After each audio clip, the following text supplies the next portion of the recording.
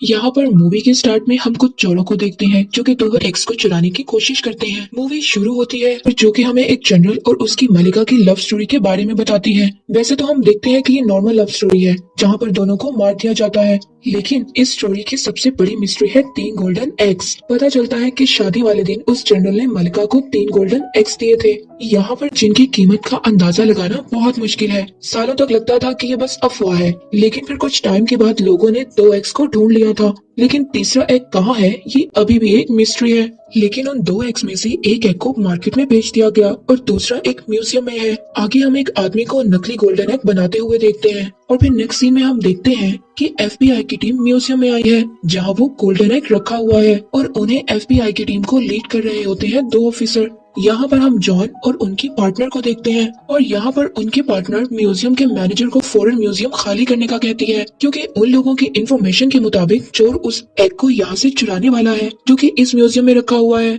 John यहाँ पर उस एग को चेक करता है और कहता है कि चोर अपना काम कर चुका है और ये एग नकली है। मैनेजर उसकी बात पर बिल्कुल यकीन नहीं करता और हंसते हुए उसकी बात को टाल देता है और तभी वहाँ से जॉन एक बच्चे से कोल्ड ड्रिंक लेकर उस एग पर गिरा देता है। जैसे हम देखते हैं जैसे ही कोल्ड ड्रिंक गिरती है वो पिघलना शुरू कर देता है। जॉन की पार्टनर फौरन म्यूजियम को सील करने के लिए कहती है और यहीं पर हम एक चोर को देखते हैं जो कि ये सब कुछ देखते ही वहाँ से भाग जाता है और यहाँ पर जॉन और उसकी पूरी टीम उस चोर को पकड़ने की कोशिश करते हैं, लेकिन हम देखते हैं कि चोर बहुत ही चालाक था। वो सबको चकमा देकर वहाँ से भाग जाता है और यहाँ पर पूरी एफबीआई की टीम देखती रह जाती है। आगे सीन में हम देखते हैं कुछ घंटों बाद का, जहाँ हम उस चोर को जाते हुए देखते हैं जो कि एक बोट में एक आइलैंड पर जा रहा था। जैसे ही वो एग को बैग से बाहर निकालता है उसे अचानक पीछे से जॉन की आवाज आती है। यहाँ उस चोर को पता चलता है कि वो पूरी टीम को लेकर उसे पकड़ने आया है और यहाँ जॉन उस चोर को बताता है कि जब से उसने चोरी करना स्टार्ट किया उसके पास उसकी हिस्ट्री को वो जानता है, उसके पास उसकी सारी हिस्ट्री मौजूद है। और यहाँ वो चोर उससे पूछता है कि तुम्हें ये सब कैसे पता, तो वो उसको बताता है कि ये सब उसे उसकी एक पार्टनर ने बताया है जो कि उसको सारी इन्फॉर्मेशन देती है और उस चोर के बारे में सारी इन्फॉर्मेशन भी उसी पार्टनर ने बताई है। और फिर यहाँ उस चोर और एग को अलग अलग गाड़ियों में ले जाते हैं ताकि वो उसे फिर से चुरा कर भाग ना सके। जॉन एक ऑफिसर को उस एग की जिम्मेदारी देता है और फिर पता चलता है कि वही पार्टनर जो जॉन को सारी इन्फॉर्मेशन बताती है खुद भी एक चोर है। वो असली एग को नकली एग से तब्दील कर देती है और फिर वहाँ से बचकर निकल जाती है। और फिर आगे का सीन कुछ घंटे बाद का दिखाया जाता है जहाँ जॉन की पार्टनर बताती है कि गाड़ी में मिला एग नकली था और वो बताती है कि उसको शक है कि इन सब में जॉन का हाथ है। जॉन उसको बहुत समझाने की कोशिश करता है लेकिन वो उसे अरेस्ट करके जेल में डाल देती है। हम देखते हैं वो जेल पहाड़ों के दरमियान है और यहाँ वो देखता है चोर भी इसी जेल में मौजूद है।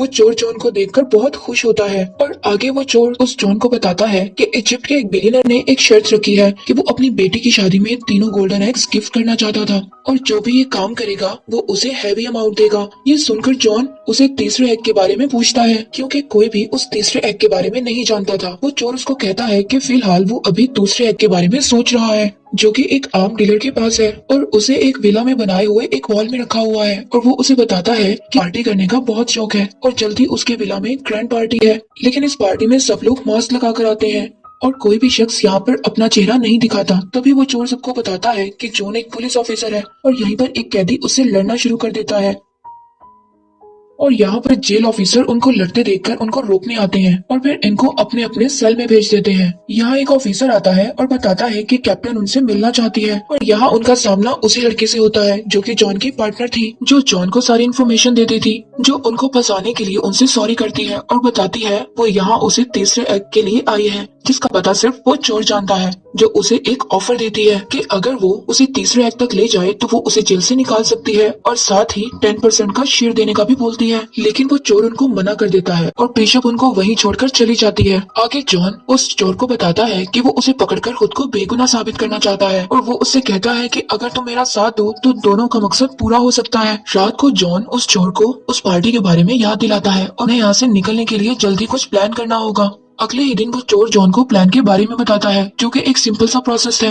पहले तो वहाँ वो एक छोटा सा ब्लास्ट करते हैं जिससे हर तरफ धुआं हो जाता है। फिर वो मेन गेट तक आते हैं जहाँ पर उनके पास एक कार्ड था। ये कार्ड वो चोर उस वक्त चुराता है जब जॉन की लड़ाई के बाद ऑफिसर उन्हें वापस ले जा रहे थे और नेक्स्ट सीन में जेल की दीवार तोड़कर उनके हेलीकॉप्टर तक पहुँचना था और यहाँ पर कुछ ऑफिसर उनको पकड़ने की कोशिश करते हैं और बहुत रोकते हैं और यहाँ जॉन की जान भी जाने लगती है, मगर वो बच जाता है। लेकिन फाइनली वो हेलीकॉप्टर लेकर वहाँ से निकल जाते हैं। आगे हम देखते हैं बिशप को, जो कि FBI एजेंट ऑफिसर के साथ बैठी होती है, जहाँ वो कंप्यूटर को यूज करके अपने सारे रिकॉर्ड्स को डिलीट कर देती है और फिर वो FBI की एजेंट को जॉन और उस चोर के भागने की खबर देती है और साथ ही बताती है कि वो रात को डीलर की पार्टी में आने वाले हैं। इधर वो चोर अपने फ्रेंड के प्लान से उस डीलर की पार्टी में निकल जाते हैं। यहाँ पर चोर जॉन को अपना प्लान बताता है कि हमें उस डीलर के गार्ड्स और कैमरामैन से बचते हुए उस वॉल तक पहुंचना होगा, जो कि ऐसी टेक्नोलॉजी से बनाया गया है जो सिर्फ उस डीलर की आवाज और शक्ल देखकर खुलता है। और फिर वो बताता है कि उस वॉल के डोर पर एक सीक्रेट पासवर्ड भी है, जिसके लिए उन्हें उसका फोन और थंबप्रिंट भी चुराना होगा। आगे का सीन पार्टी का है, जहां हम देखते हैं वो दोनों पार्टी में किसी भी तरह आ जाते हैं। वो चोर जॉन को कहता है कि तुम मोबाइल चुराना और मैं किसी भी तरह थंबप्रिंट का इंतजाम करता हूँ। तभी वहाँ जॉन को बिशप दिखाई देती है। चोर इसको मना करता है कि वो उससे मिलने नहीं जाए, मगर जॉन उसको डांस ऑफर करता है ताकि वो डीलर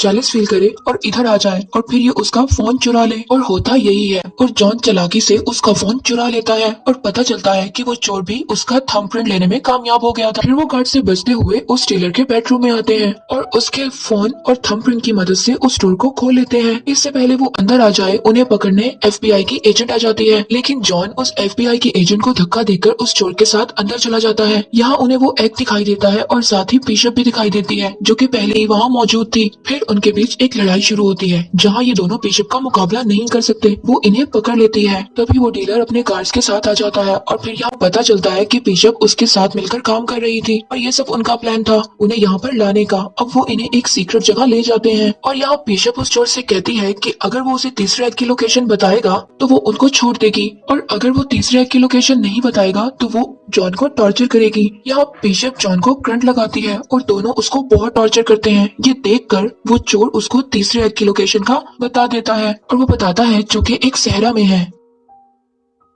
यहाँ बिशप सेलिब्रेट करने के लिए डीलर को शैंपेन पिलाती है, जिससे वो पीकर गिर जाता है और यहाँ पता चलता है कि बिशप ने उसे भी डबल क्रॉस किया है और वो यहाँ से डीलर का एग भी लेकर चली जाती है। और थोड़ी ही देर बाद उस डीलर को होश आ जाता है और उसको यहाँ पर सब कुछ धुंधला नजर आने लगता है और वो वहाँ फायरिंग करने लगता है, जिससे जॉन की हथकड़ी खुल जाती है। तभी जॉन उस चोर को अकेला छोड़कर जाने लगता है और कहता है कि तुम्हारी वजह से मुझे टॉर्चर किया गया। तभी वो उसको बताता है कि उसने बिशप को गलत लोकेशन बताई है। ये सुनकर जॉन उसको भी आजाद कर देता है। वो लोग बहुत मुश्किल से वहाँ से बाहर निकलते हैं और देखते हैं कि एक स्टेडियम में है जहाँ पर बुल फाइटिंग होती है। यहाँ वो फंस जाते हैं। एक तरफ डीलर उन पर नीचे से गोलियां चला रहा होता है और ऊपर से बुल उन पर अटैक करती है, लेकिन वो दोनों किसी तरह यहाँ से निकल जाते हैं। अगले सीन में हम उन्हें ट्रेन में देखते हैं, जहाँ जॉन बार बार उसे थर्ड एक्ट के बारे में पूछता है और उस चोर को डराने की भी कोशिश करता है, मगर वो चोर अभी भी कुछ नहीं बताता। अब जॉन उसे इमोशनल करता है और कहता है कि अगर वो उसकी हेल्प करेगा, उसे बेगुनाह साबित करेगा, तो वो बिशप को पकड़कर उसे दुनिया का नंबर 1 चोर बना सकता है। ये सुनकर वो चोर उसको बताता है कि बात बहुत पहले की है,